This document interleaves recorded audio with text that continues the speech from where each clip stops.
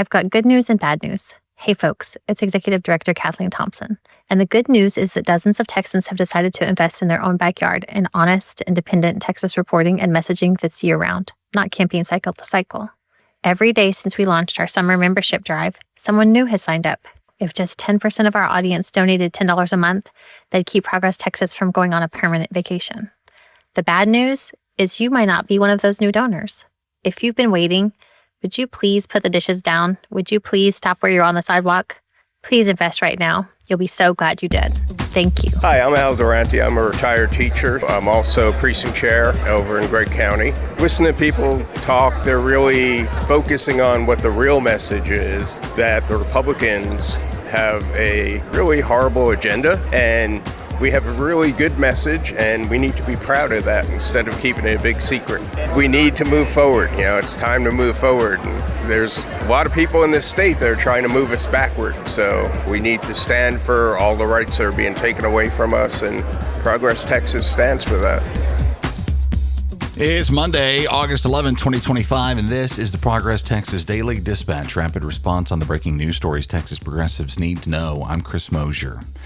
Here's hoping you had a nice, restful weekend. Here at Progress Texas, our weekend started on Friday with reports that enough Democrats had returned from out of state to restore quorum to the Texas House of Representatives and allow Republicans to hold a vote on carving out 5 new Republican U.S. congressional districts for Donald Trump. I would wager that the video feed from the House probably set a new traffic record on Friday afternoon as an attempt was made to establish quorum, but it failed. There's a good analysis on who among the Texas House Democrats have stayed in Austin and why from Texas Monthly.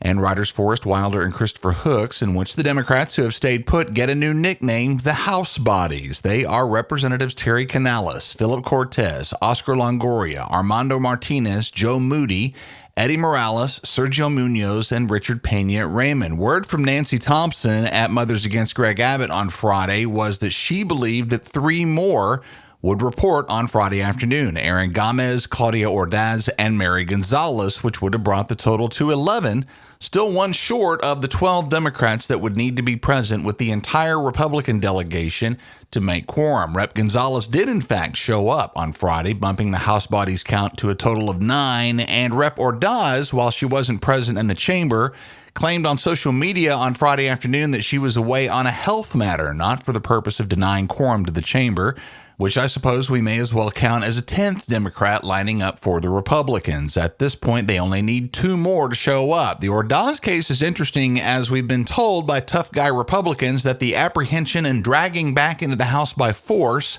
of any absent Democrat found within state lines has been made a high priority. Rep. Ordaz complained in her post that police had shown up at the homes of her relatives looking for her. That sure sounds to me like a half measure, but as this drags on, if Representative Ordaz remains on Texas soil, you can bet she'll end up in her seat at the Capitol one way or the other. At any rate, we'll continue watching this as Jesse Boudin of the Associated Press says they'll try to convene the Texas House again today at 1 p.m.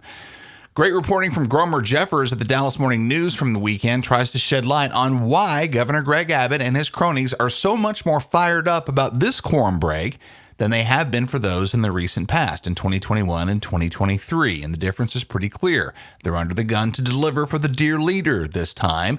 And Democrats are rightly pointing out that such a degree of supplication to the President of the United States flies in the face of nearly 2 centuries of fierce Texan independence, as Abbott and the rest have been reduced to what Texas Democratic Party Chair Kendall Scudder calls Trump's private dancers.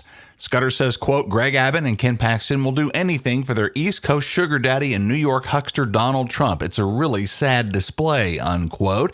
Jeffers talked to Progress Texas Executive Director Kathleen Thompson as well. Kathleen says, quote, there's a saying that desperate times call for desperate measures. And Governor Abbott, Senator John Cornyn, and AG Ken Paxton, all on our 2026 ballot, are beyond desperate to keep political power. They know they will lose in 2026 if they don't follow marching orders from the president to rig the election now, unquote, and yes, indeed. Other developments around the quorum break over the weekend. Eleanor Klibanoff at the Texas Tribune writes that Tarrant County District Judge Megan Fahey, a Greg Abbott appointee, ruled on Friday night that former U.S. Representative Beto O'Rourke and his group Powered by People cannot financially support Texas Democrats who have left the state to delay passage of the new congressional map. A ruling that was coughed up quickly. It came less than 4 hours after Ken Paxton filed a petition claiming deceptive fundraising practices on the part of Beto's operation. O'Rourke has countersued also Friday in an El Paso district court on the grounds that Paxton is engaging in a, quote, fishing expedition, constitutional rights be damned, unquote. O'Rourke wants his judge to block Paxton's investigation into the organization's practices. All of that is likely to develop today and early this week. All of this, by the way, is happening at a moment where, while the Texas Democratic Party is fighting to maintain unity, as we've mentioned, the Republican Party is starting to fall apart. In one case, Senator John Cornyn and his challenger for that seat, Ken Paxton, are now using the Democratic walkout as a political football in their race to the bottom. Cornyn, as you know, is the guy begging Kash Patel's FBI to hunt down and escort the Quorum breakers back to Austin in chains. In a moment of perhaps unguarded clarity, Paxton initially criticized that idea as inconsistent with federal law, calling the matter, quote, purely a state issue, unquote, on Steve Bannon's podcast early last week, before realizing that the law doesn't really matter when it comes to whipping up the MAGA primary voting base in Texas, and reversing himself, telling The Hill late last week that he's into the idea of the FBI involving itself where it really has no business. That's an opinion verified, by the way, by none other than Obama administration U.S. Attorney General Eric Holder on NBC on Sunday. He says simply, quote, what's the federal jurisdiction? What federal statute has potentially been violated? What's the basis for any federal government interaction? And I would say that there is none, unquote. Other fault lines in Texas GOP solidarity are evident in Renzo Downey's reporting for the Texas Tribune on a meeting held this weekend in Austin on Saturday by the Executive Committee of the Texas Republican Party to put together its first ever legislative review and setting standards by which they may choose to censure elected Republicans for falling short of the appropriate degree of wild-eyed right-wing crazy. Important to note that censure, according to rules set at the Texas State Republican Convention last year, could come with a banning of the targeted member from running for re-election. Even as a threat, this seems likely to increase that crazy quotient on the GOP primary ballot, which could end up producing questionable candidates for the general. And a similar effect we're seeing with the Cornyn-Paxton brawl. That's worth watching as well.